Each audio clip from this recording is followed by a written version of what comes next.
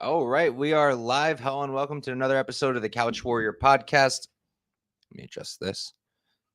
As always, I'm your host, Mike, and today we're going to be breaking down UFC Vegas 99.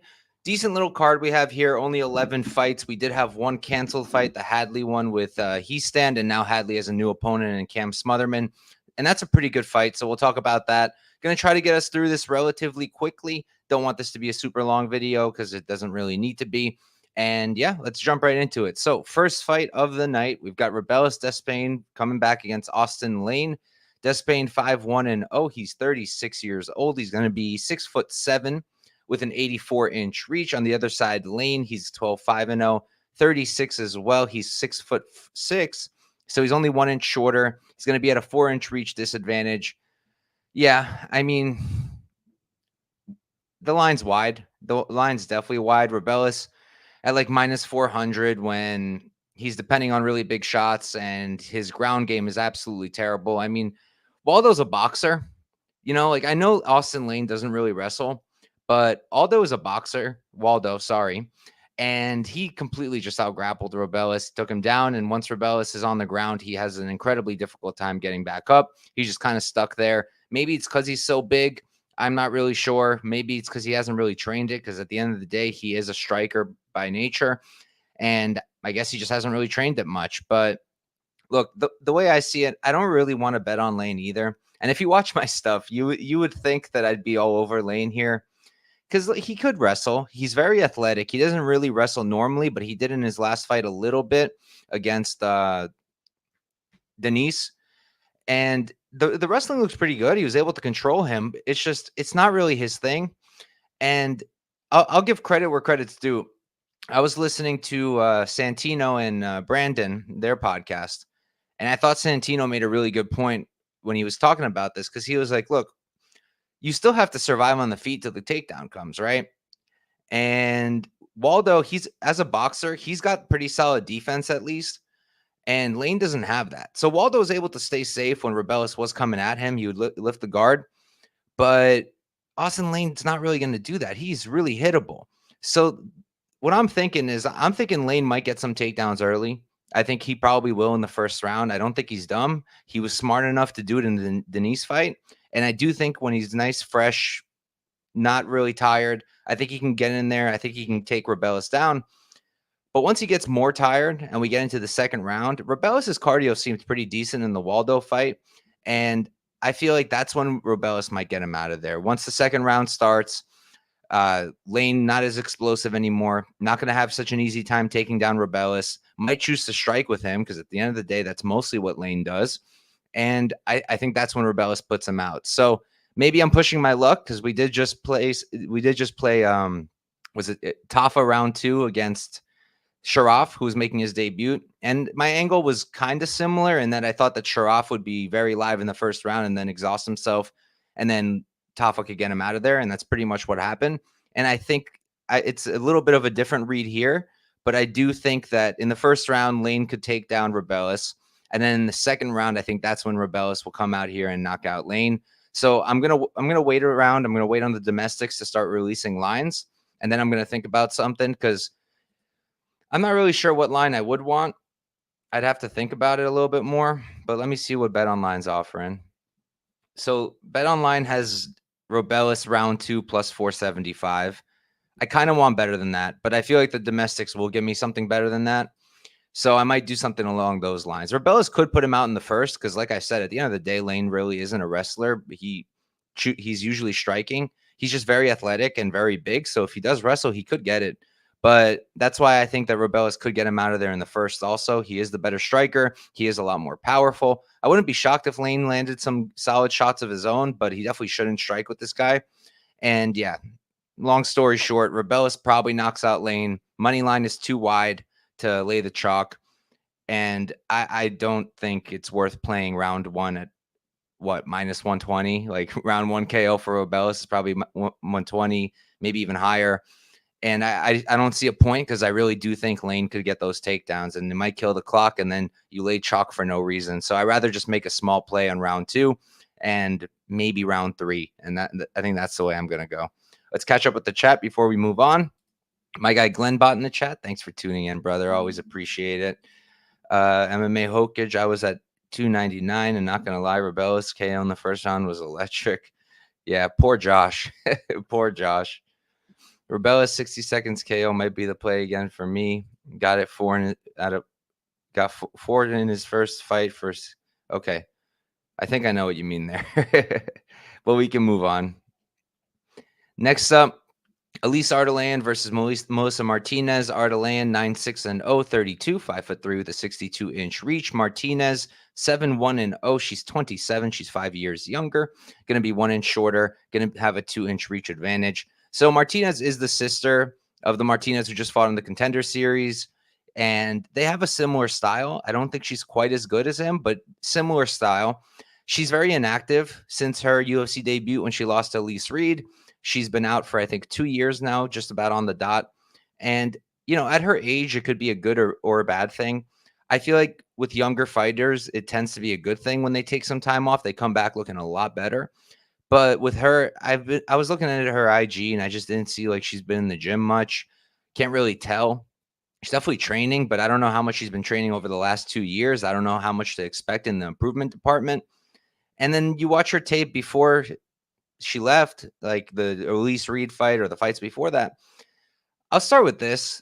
People are kind of making it out like Reed was just taking her down all fight easily, and that's not at all what happened.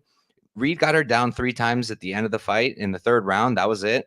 And she couldn't hold her down at all. Martinez popped right back up. So it's not a great look to be taken down by Reed, who's a striker. But at the end of the day, she didn't get held down. So I don't put too much emphasis into that.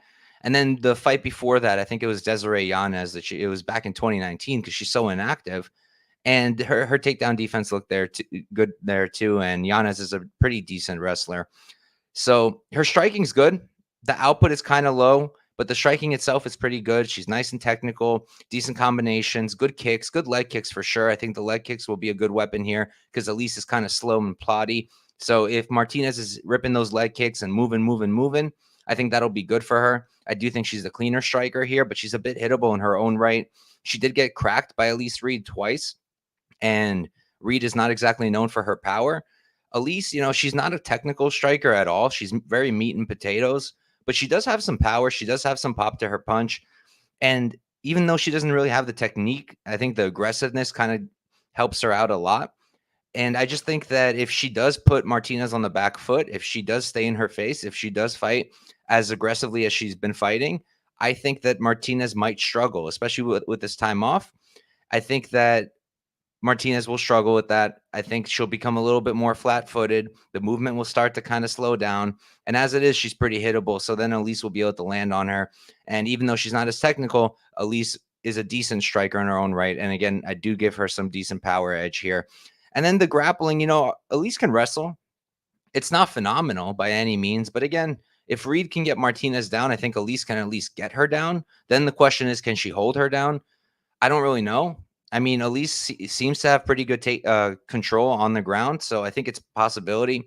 And she does have good ground and pound, so if she does get her down there, she could cause some damage. She doesn't just lay and pray. She actually tries to finish the fight when she's on top on the ground. So at the end of the day, I don't want to bet either because it's a close line. So I don't really want to bet Ardelean because at the end of the day, I think Martinez is the cleaner striker. But I don't really want to bet Martinez because I kind of think Ardelean might win this fight. I'm actually going to pick her to win this fight. So I definitely don't want to bet Martinez, especially with all the red flags. She's just been out so long, so inactive, doesn't handle pressure well, can be taken down. So it's dog or pass, but the line's not good enough on Ardelean for me to get involved. So Ardelean is going to be the pick, but I think I'm going to pass more than likely, unless something crazy happens with the lines. Let's see what Glenbot said. And Elise, Melissa, weirdly for an WMMA fight, 5 out of 10 of their last fights have gone under 1.5. Yeah, but you got to keep in mind that they were both fighting outside of the UFC at that time, and their level of competition was much lower. So you do probably want to account for that at least. And we're talking like much lower, especially for Ardelean. But all right, next up, we got Jessica Penne versus Elise Reed. Penne 14-7-0, 41. She's 5'5" with the 67-inch reach. Reed 7-4-0, 31. She's 10 years younger, 2 inches shorter, and she's going to be at a 4-inch reach disadvantage. I think anyone betting Reed at this line needs serious help. I'm not saying that because I'm betting Penne. I don't think I'm going to bet anything because at the end of the day, Penne is 41 years old now. She does look a lot slower. Is not very explosive. Just not very high on her at all right now at this stage of her career. So I guess I am picking Reed to win the fight, but I can't lay chalk on Elise Reed. I've never been high on her style at all. She's an in and out kind of karate taekwondo-ish striker. Output's kind of low though. The strikes are nice and straight, and she's got a decent pop to her punch, low key.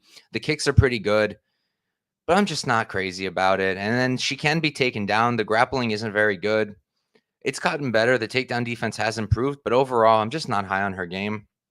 And Penne, on the feet, I think Reed will have an edge. She's faster, in and out. She's not as hittable because Penne's very hittable. And Penne's striking just hasn't been great recently. The output's not great, just slow. Not a huge fan. So Elise Reed should probably outstrike her at distance at least. And then, I do think Penne could probably get some takedowns. She's not the best wrestler in the world these days, and she's not super explosive anymore, but I do think she can get Reed down. She's good at wearing on her opponents, and she does have very, very good jiu-jitsu. So if she can get Reed down, I think she can use that jiu-jitsu at least to hold her down, if not sub her. Not super interested on any of the sub lines or anything like that. The lines just aren't good enough, but I do lean Penne, if she can get it to the ground, I do lean towards her being able to possibly finish. I'll pick Reed. Extremely low confidence. Might change my mind later. I'm going to retape this one. It's one of the ones I want to look at one more time, see if maybe I should rock with Penne. I don't think I should, so I'm going to pass for now, but I'm going to look at it and think about it. But for now, it's Reed, but just a total pass.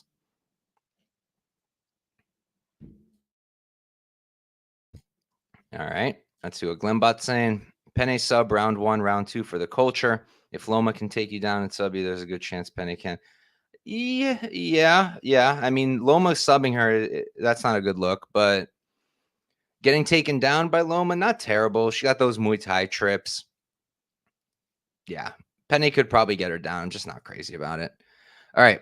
Next up, Joselyne Edwards versus Tamires Vidal. Edwards is 13-6-0. She's 29 years old, 5'8" with a 70-inch reach. Vidal 7-3-0. She's going to be 26. She's 3 years younger, 2 inches shorter, and she's going to be at a 2-inch reach disadvantage. Not a fan of this fight at all. I do think Edwards should win. Just looking at Vidal, she's a terrible minute winner. Her output's not good. Her striking is incredibly sloppy. The kicks are pretty good. The leg kicks are good, but anytime she throws her hands, this is what it looks like. Just big winging shots. Not clean at all. Can she hurt her opponents? Yes. She hits pretty hard. She's got some finishing upside, some sneaky jiu-jitsu, I guess. But overall, I'm just super not high on her game. I don't love her offensive grappling. I don't love her defensive grappling. I hate her cardio.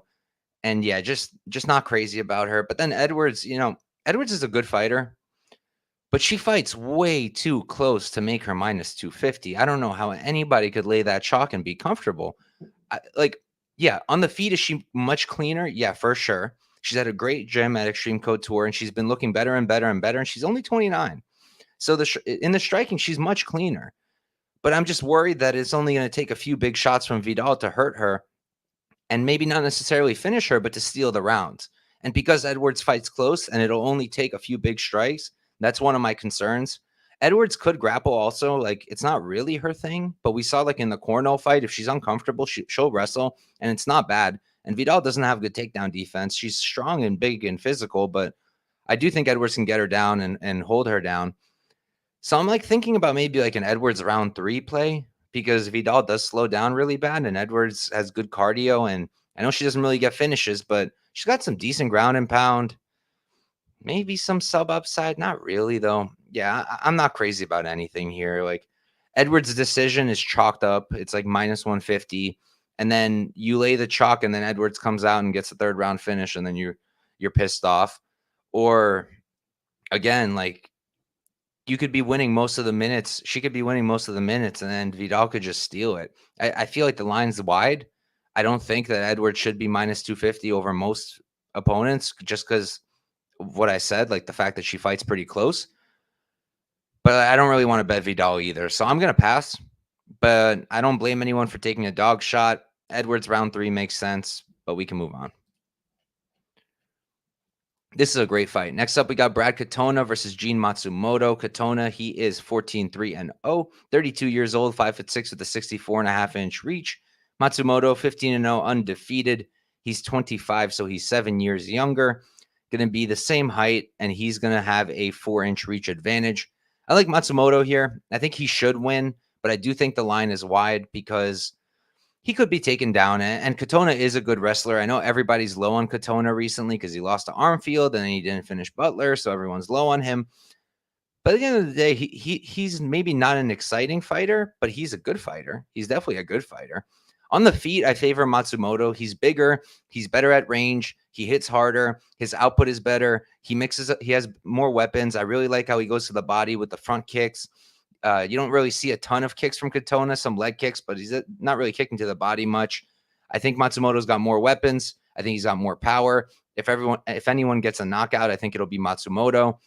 And my main concern with him and why I can't really lay the chalk on him either is that he could be taken down. Argueta and Tanner are both very good wrestlers, so it's not the worst thing in the world to get taken down by them. And he does the right things. He has a good sprawl. He has really good underhooks. And his get-ups are very good. He's able to get up really well, put in that underhook, get up to his feet. Really impressive stuff from him. So he can be taken down, like I said, and Katona could do it. He's a solid wrestler. He's maybe not like in pure wrestling, he's probably not as good as Argueta or even Tanner. But in terms of wrestling in the cage, he's pretty good, and he can wrestle pretty well. So I do think he can get some takedowns on Matsumoto. I think holding down Matsumoto is going to be a challenge. So that's why I'm kind of still leaning towards the Matsumoto side, and I don't have a ton of interest in the dog on Katona. I think it's not a bad play. I think you can make a lot worse bets, but I don't want to bet him just for him to lose a close decision where Matsumoto had the bigger moments and looked cleaner on the feet, but Katona got a few takedowns. Like, I just don't want that. So I'm probably going to pass. I did think about Matsumoto round 3 decision because Katona is really durable, and then we can get the price down to minus 140. But even that feels a little bit gross. So I'm going to wait. I'm going to see what happens. Maybe if a ton of money comes in on Katona, maybe they're going to drop that round 3 decision line a little bit. Then I'd be a little more interested. Like if it was minus 120, I think it would be an easier click. If it was plus 100, that would be fantastic. But I highly doubt I'm going to get that because the bookies know what's up. They know Katona's durable. And even though Matsumoto is pretty dangerous, I don't necessarily think he's going to get Brad out of there. So I'll pick Matsumoto. I get the value plays on Katona, but I can't get there myself. All right. Next up, we've got, I believe this is my first bet on the card, Matheus Nicolau versus Asu Almabayev. Nicolau, 19-4-1, 31 years old, 5'6" with a 66-inch reach. Asu, 22-0. He's 30. He's 1 year younger. He's going to be 2 inches shorter, and he's at a 1-inch reach disadvantage. So this is a big step up for Asu. And at first, I wasn't crazy about the price tag, but after thinking about it and taping, and I feel pretty good about him. I think Asu is a pretty good prospect. I'm pretty high on him. I think that his game still may be developing a bit in terms of the striking, but he's getting there. And I'm very high on the guy. And Nicolau, he's also a really good fighter. Like I said, this is by far Asu's toughest opponent to date, in my opinion. But, the chin hasn't been looking great. I don't know if that's going to be a huge issue here because Asu's not a crazy power puncher. He's not really knocking guys out like crazy. So I feel like Nicolau's probably okay. But, even if Austen doesn't knock him out, he's probably going to be able to hurt him at least a decent bit. He is a solid striker. He's got some pop to his punch. And then I do think he'll get the takedowns. That's really what it comes down to. Asu, really good wrestler. He's got the cardio to do it for 3 rounds. He's relentless with the takedowns, good control, pretty good subs of his own. And Nicolau, I don't see Nicolau really getting submitted here because his jiu-jitsu is really good. And I don't think that he's going to get tired enough for Asu to get like a tired submission. So I feel like it's probably going to go to decision. I think Asu's just going to win it just based off of the takedowns and control. I think he can do some damage on the ground, maybe threaten a sub. Like I said, I don't think he'll get it, but I think he could threaten it. So I am going to pick Asu. I did bet him at minus 170 to win 1 unit, so I staked 1.7, and I'm pretty happy with it. I'm getting a prospect who I think is in his prime against a guy who I think is a little bit on a decline right now, and who, even if he wasn't, I think Asu would have still probably been able to beat him, even if not for the chin concerns. Because like I said, I don't think Asu's going to knock him out necessarily. I would still be interested in Asu here, and yeah, he's the play for me, and he's obviously the pick too.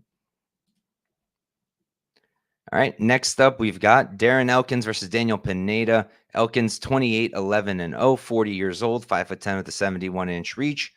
Pineda 28, 16, and 0, 39 years old. He's 1 year younger, 3 inches shorter, 2-inch reach disadvantage. Real quick, I do want to catch up with the chat. My bad, guys. I totally missed this.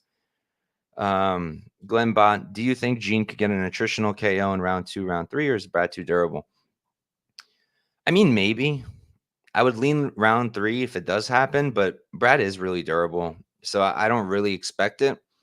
But again, that's why I would have played Gene round 3 decision rather than Gene decision, because I do think he does hit pretty hard, and if he is able to keep it on the feet and land as much as he normally does, I think he could possibly get Brad out of there. So I'm going to stay away from the decision prop, and we'll see about the round 3 decision. My guy Daz, thanks for tuning in, bro. Fight of the night, come on, Pin. Yeah, it's a good fight. We got Darren Elkins versus Daniel Pineda, and yeah, I like Elkins here.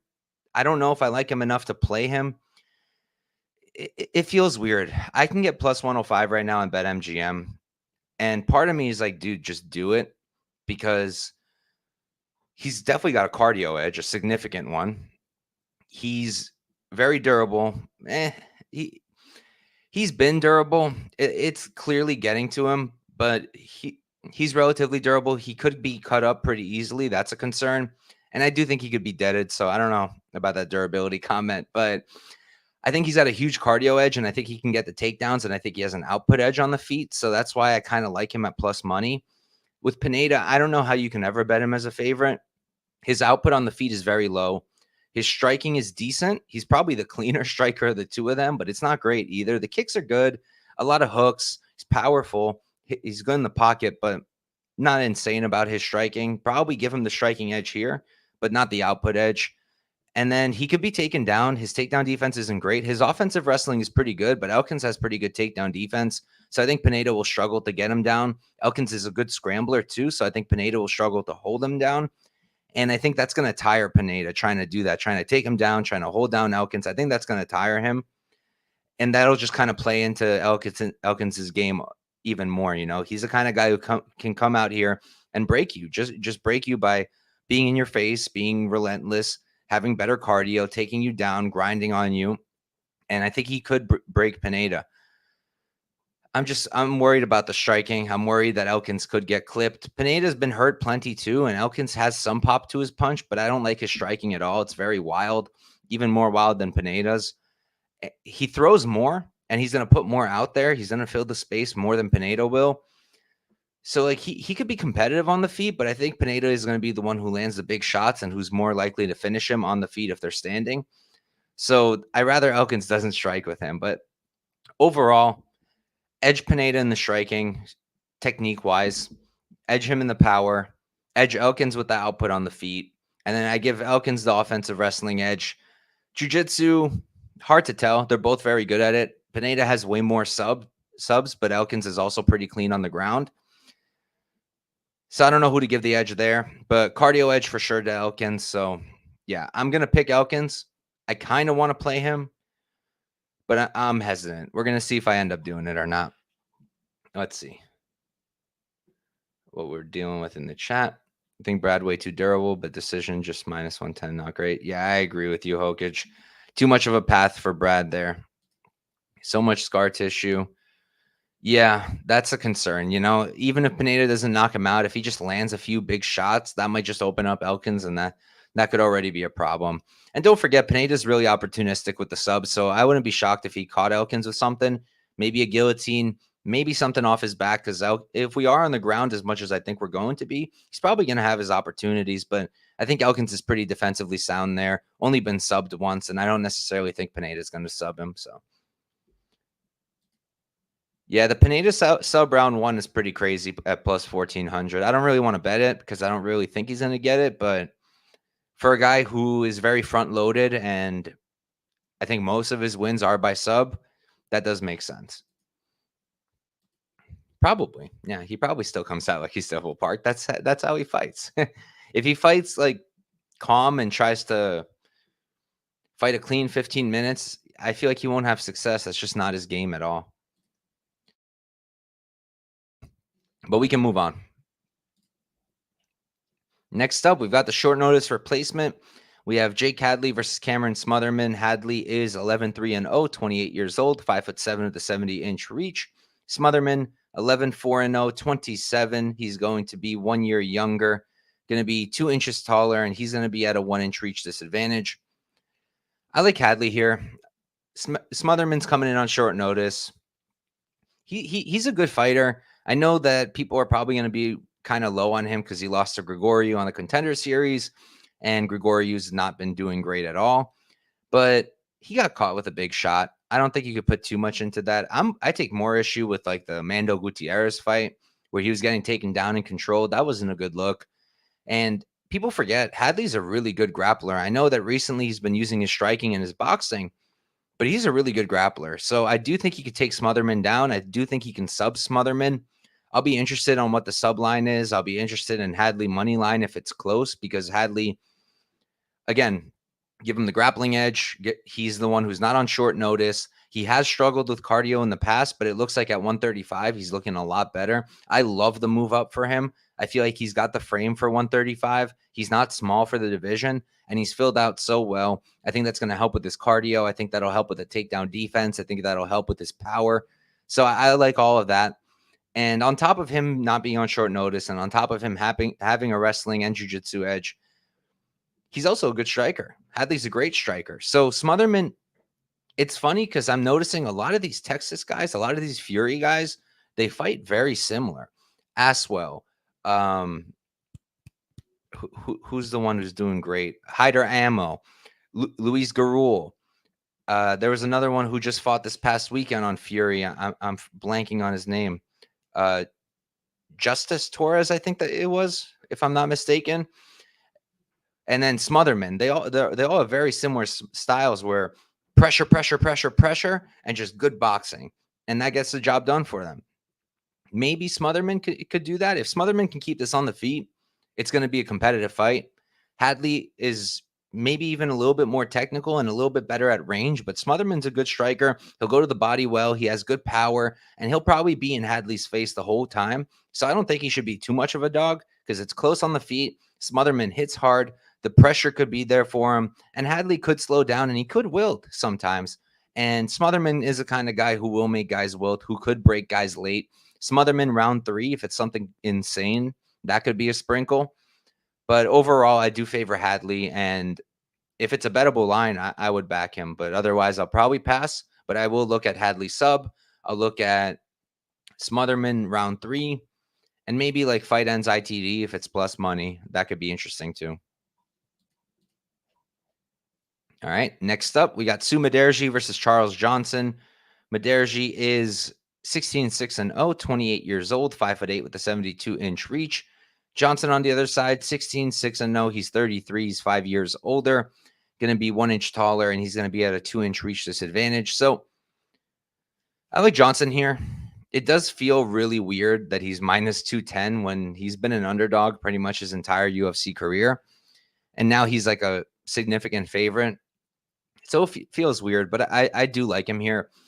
Su's a good fighter. He is a good fighter. He's a great striker. He's at a southpaw stance. He uses it well. He's got great kicks, great hands, nice straight down the pipe, good check hook. He's got a ton of power for the division. All great things. Takedown defense is not good, though. I know that Tim Elliott is a really good wrestler, Schnell is a decent wrestler, but that's not his game at all. And before that fight, like the last time Schnell got a takedown was in 2019. So that fight was in 2022. So that was 3 years. He didn't get a takedown, had multiple fights, and then he takes down Tszyu really, really easily. Like you see, if you get in on a double on Tszyu, he has no hips. He has no hips. He has no sprawl. It's easy money. And Johnson's not like a wrestler, but he's had a great double. Look at the Maxim fight, right? That dude is good. He did slow down. He did struggle with Johnson a bit, but Johnson's doubles were clean there. And so was the back take. The back take was nice. I think Johnson had like 3 different sub attempts in that fight. And I feel like if he threw any of those up against Tszyu, he's getting Tszyu out of there. So I know it's square. I know everybody's on it, but I do like the Johnson sub. It just seems to me like Tszyu is a fish off his back, a fish out of water. Seems like kind of like a white belt. He's probably not. He is a team alpha male. So he's at a good camp for grappling, but at least from what I've seen so far, he can't stuff a double, can't really get off his back, and doesn't really know what to do when his opponents are trying to sub him. So that's a concern. And then on the feet, it's not like Tszyu's a much better striker than Johnson. I think it's a very competitive fight on the feet. If we're standing for 15 minutes, it's a very close fight. I give Tszyu the power edge. I give Johnson a clear output edge. And then it gets really interesting. Both guys are great strikers. They're both very similar. Johnson can also fight southpaw. He'll switch. I like Johnson's kicks a lot. I like Johnson's game overall on the feet a little bit more. He just has so many different tools, and he's always mixing it up. He goes to the legs, he goes to the body, he goes to the head. He mixes up to all 3 targets really nicely. I love the knees. The knees are really nice. He's got good elbows, great kicks. Just overall, I think it's close on the feet, and I favor Tszyu in the power department, but I think Johnson, I like his game standing a little bit more, and I do think he's got the grappling edge. I think he's live for a sub. So I do like Johnson. He is my pick. I just don't think I can lay the chalk on him. But I did play that sub prop. I got plus 390 on FanDuel. I put 0.3 units on it to win like 1.1. And then I'll give credit where credit's due for this one. My guy Dogfather, we were talking about this fight. He's thinking he's got different things he's thinking about in this fight, but he did point out the under and the fight doesn't go at plus money. And I was like, wait a minute. I like that.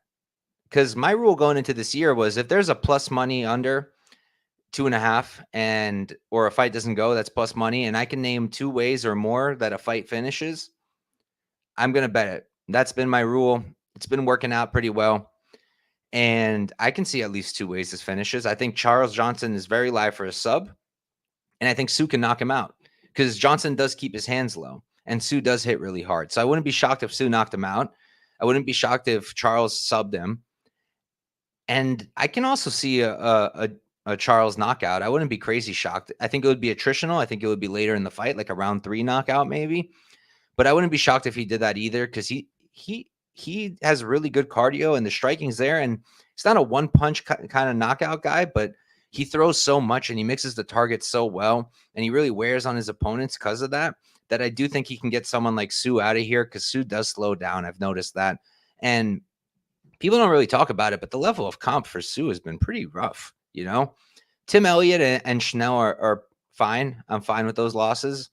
But also, how sick was that Schnell fight? I was there live. I actually had Schnell by knockout at like plus 1,700, something crazy like that. And for a second there, I thought I was going to hit it, and I was so hyped. But either way, that was crazy. DC's commentary, and it was so funny.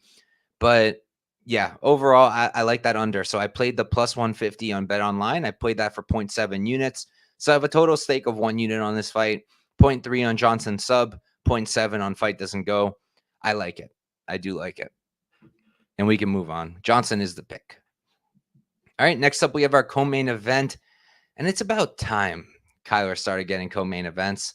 We got Rob Font versus Kyler Phillips. Rob Font, 28-0, 37 years old, 5'8" with a 71-inch reach.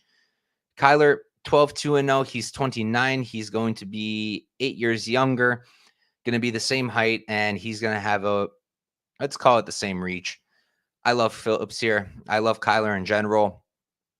I've been high on this kid since 2020. Since he fought like Casey Kenny, I bet him there. When he beat Song Yadong, I bet on Phillips. I think every single fight he's had. And he's made me some good money other than the Rulian Paiva fight where he just dropped the ball, but it happens. Happens to everybody usually. So look, Kyler's just really good, man. I've been saying for a long time, out of MMA Lab, I think he's the best one. Everybody likes to talk about not there's Sean, there's Kyler. Who's the one I'm thinking about that everyone really loves? If anyone in the chat wants to help me out, I want to remember. Let me look it up.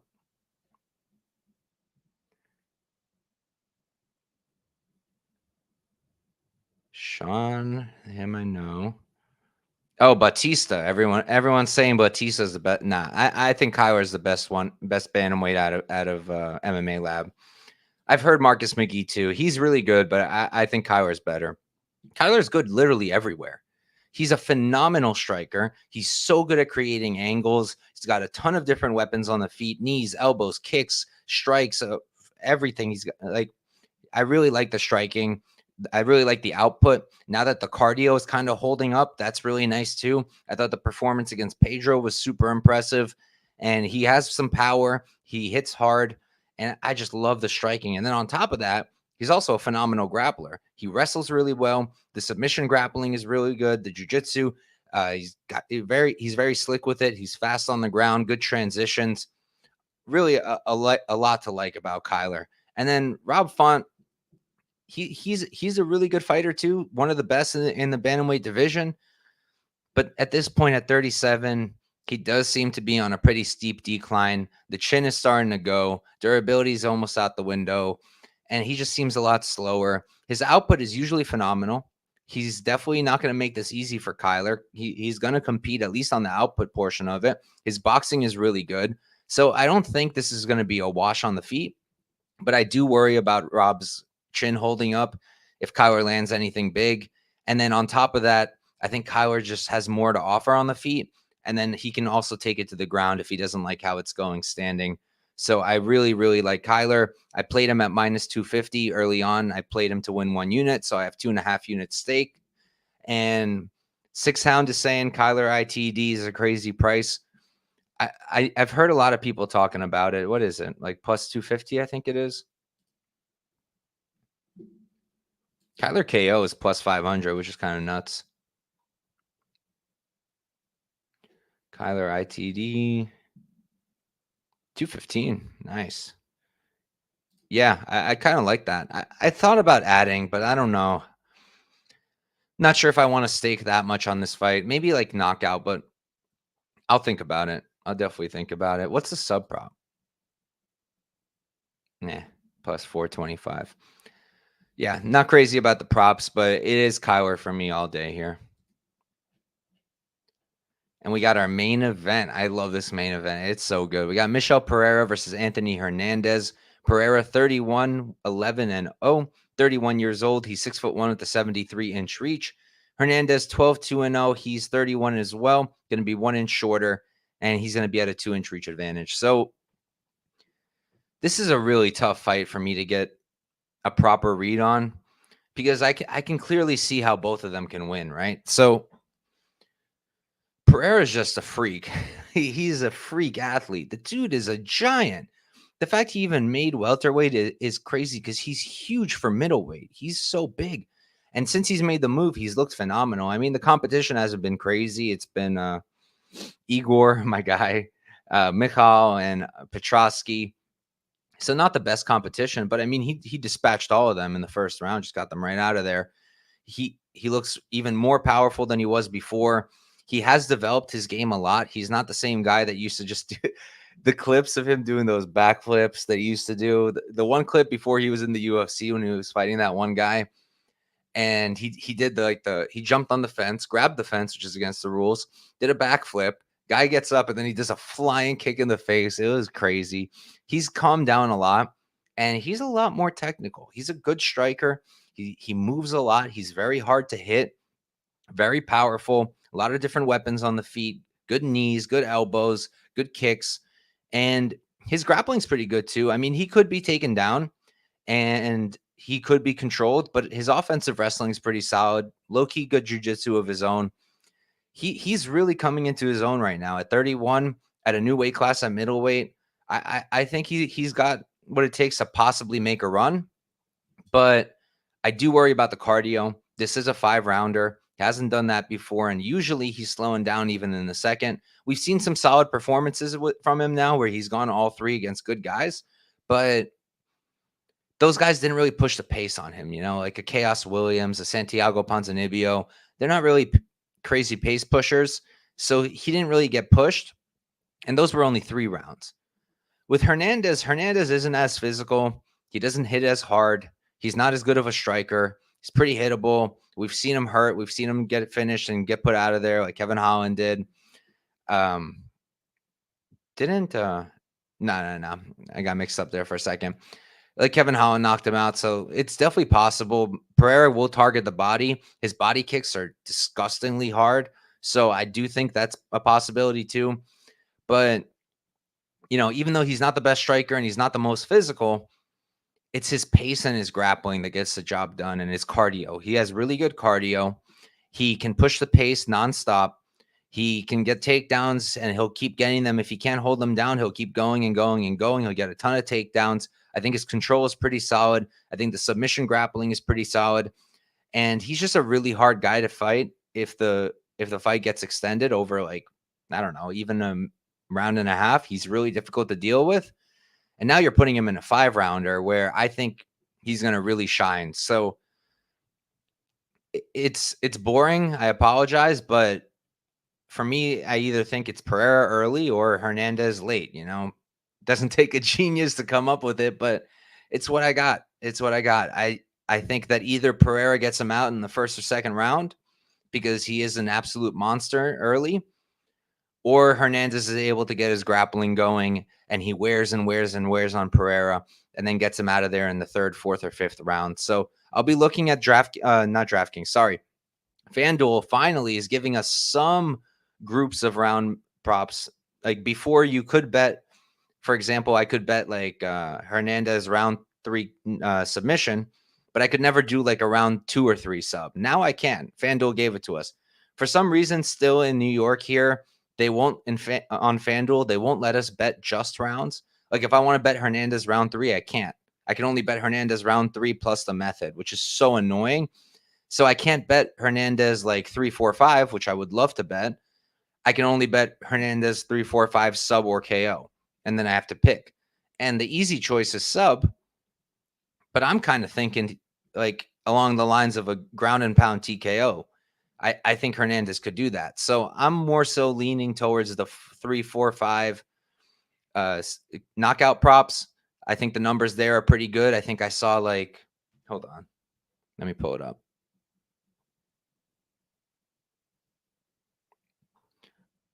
What's usually the other way around with the way the books are, Daz? But let me see. Okay, yeah. So Hernandez KO 3, 4, 5 is plus 1,300. I like that. Like that I like. I think that's a solid play. I'm going to be looking at that, and I'm going to think about Hernandez money line. It's tough. It's really tough because I feel like it's at a close line. To me, it feels like a must play on Hernandez, who will have a wrestling edge and who will have a significant cardio edge, and who I trust to go 5, but I can't trust Pereira to go 5. But it's just really scary betting against Pereira at this weight class, the way he's been looking. You add on to the fact that he's become a cleaner fighter, not as wild and crazy. And now he's also huge and powerful at this new weight class. It's a scary bet to make. So this is the main fight that I need to come back to. I told myself, all right, taped it. I'm going to come back with a fresh mind tomorrow, and I'm going to take a look at it one more time because I feel like I should be playing Hernandez. That's the kind of bet I would normally make. Think it's probably a good bet, but I need to think about it a little bit more. It's just freaky betting against Pereira right now. Let's see what we got in the chat. 6 Sound saying Michel round 1 meme 250. Yeah, makes sense. Fluffy 4-5 plus under 3.5. What am I missing? I mean, if you play 4 and 5, Oh, hmm. Hmm. That's pretty good. That's pretty good. Because you play the under 3.5. What's the price there?